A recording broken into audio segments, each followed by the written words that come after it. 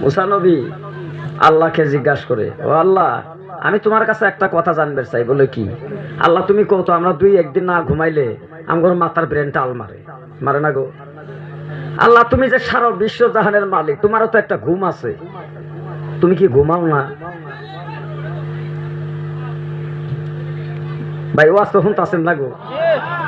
আল্লাহ তুমি ঘুমাও না? আল্লাহ কই মুসা এখন তোমার বলি কি, এক কাজ করো, আমি কোন সময় ঘুমাই এই কথাটা তোমাকে আমি প্রমাণ দেওয়ার জন্য তুমি আমার এক গ্লাস পানি আগে খাও। সুবহানাল্লাহ। কি চাইলো মুসার কাছে? এক গ্লাস পানি খাওয়া। ও মুসা, এক গ্লাস পানি খাওয়াও, তারপরে তোমার আমি এই কথাটা উত্তর দিব। কথাগুলি শুনবেন ভালো করে।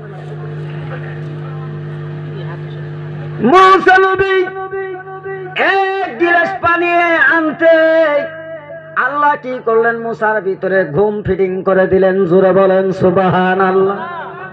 কি দিল ভাই? বাবা, ঘুম ধরলে মানুষটা আর তাজাই থাকে না, ঢোল খায় মাটিতে পড়ে যায়।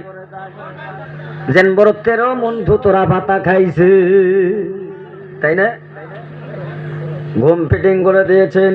এমন করে মুসা পানি নিয়ে যখন দাঁড়িয়ে গেছে, এমন করে ঝোলে আমার ভাইরা ঝোলে ঝুলতে ঝুলতে যখন মুসার ঘুমাইছে গেছে, হাতের থেকে ওই গিলাসটা পড়ে পাথরের উপর পড়ছে। বাবা, একটা কাঁচের গিলাস যদি পাথরের উপর পড়ে যায়, গিলাসটা ভালো থাকবে না, ভেঙ্গে যাবে। জোর আওয়াজ দেন। ভেঙ্গে যাবে। ভেঙ্গে গেল। যখন গিলাসের পানি পড়ে গেছে, আমার ভাইরা আল্লাহ মুসাকে ডাক দিয়েছে, মুসা, ও মুসা, আমাকে পানি দাও। আমি আল্লাহ পানি খাবার জন্য তোমাকে আমি বলেছিলাম। মুসা ঝাত করে চেতন পাইলেন। চেতন পায়ে দেখে আহারে পানি নাই, নিচের দিকে লক্ষ্য করে পানি পড়ে গেছে, গিলাসটা ফাইটে গেছে। বলেন তো এখন ফাটা গিলাসে কি পানি দিতে পারবে? পারবে কি ভাই? পারে না। মুসা হাই হতাশ লাগে গেছে। ঘটনা কি? আল্লাহ বলে, মুসা তুমি তো আমাকে পানি দিলা না। মুসা বলে, মাবুদ গো, এই গিলাসটা নিয়ে দাঁড়িয়ে থাকতে তুমি আল্লাহ ডাক দিবা, তার আগে এমন একটি ঘুম এসে গেল। আমি ঘুমের মধ্যে চলে গেলাম। হঠাৎ করে কখন জানি হাত থেকে গিলাসটা পড়ে গেছে, পাথরের উপর পড়ে দেখি গিলাসটা ফাইটে গেছে। এখন তো ফাটা গিলাসে তো পানি দেওয়া যায় না। বলো তাই নাকি? বলো হ। আল্লাহ বলো, মুসা রে মুসা, তুমি যে আমাকে বললা আল্লাহ তুমি কি ঘুমাও না? সাধারণ তুমি মুসা অল্প সময়ের জন্য তুমি ঘুমে গেছো, তাই তোমার হাতের গিলাসটা পড়ে পাথরের মধ্যে পড়ে ভেঙ্গে লন্ডভন্ড হয়ে গেছে।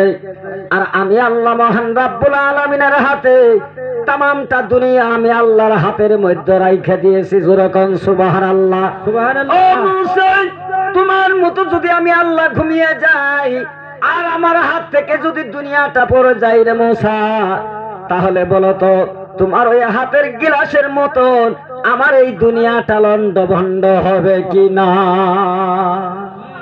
যেরকম সুবহানাল্লাহ। ও মুসা, সাধারণ গিলাসটাই তুমি রাখতে পারো নাই অল্প ঘুমে, আর আমি আল্লাহ যদি এখন ঘুমাই তাহলে সারাটা বিশ্ব কি হয়ে যাব তুমি কি তা জানছো? যার জন্য বললেন লা তাখুযুহু সিনাতুন ওয়ালা নাওম। জোরে বলেন সুবহানাল্লাহ। আল্লাহ বলেন, ও মুসা, আমি আল্লাহর ঘুম নাই, তন্দ্রা নাই, নিদ্রা নাই। আমি আল্লাহ কোনদিনও বান্দার জন্য ঘুমাই না। 1 নম্বর দুনিয়াটা ভেঙ্গে যাবে। 2 নম্বর মুসা রে, আমি আল্লাহ যদি ঘুমিয়ে যাই, এমনও সময় বান্দা বেমারে পড়ে রাত্রে গভীর রাত্রে আমি আল্লাহর নাম ধরে ডাক দিতেছে। বাবা ডাকে না গো, আল্লাহ আল্লাহর নাম ধরে ডাক দিতেছে। ও মুসা, ওই সময় কালে কি জানি বান্দা জীবনে গুনার কথা মনে করে, বান্দার জীবনে ভয় করে, আমার জাহান্নামের ভয় করে বান্দা জীবনের মতো তওবা করেছে। বান্দা 2 চোখের পানি ফেলে আমি আল্লাহর নাম ধরে তো ওই সময় কালে আমার কাছে কান দিতে পারে। আমি আল্লাহ যদি ওই সময় ঘুমিয়ে যাই মুসা, বলো তো আমার ওই বান্দার অবস্থা কি হবে? জোরে জোরে বলেন সুবহানাল্লাহ। তার জন্য আমি আল্লাহ এর জন্য জায়গা থাকি, বান্দা ঘুম পাড়ার পর যখন বান্দা জেগে আমার জন্য শুকরিয়া আদায় করে, আলহামদুলিল্লাহ শুকরিয়া আদায় করে, বান্দা আমার উপাসনা করে, আমি আল্লাহ বান্দার মুখের দিকে তাকিয়ে ওই বান্দার শুকরিয়ার দিকে লক্ষ্য করে আমি আল্লাহ খুশি হয়ে বান্দার জীবনের গুনাহগুলি মাফ কইরা দে। সুবহানাল্লাহ।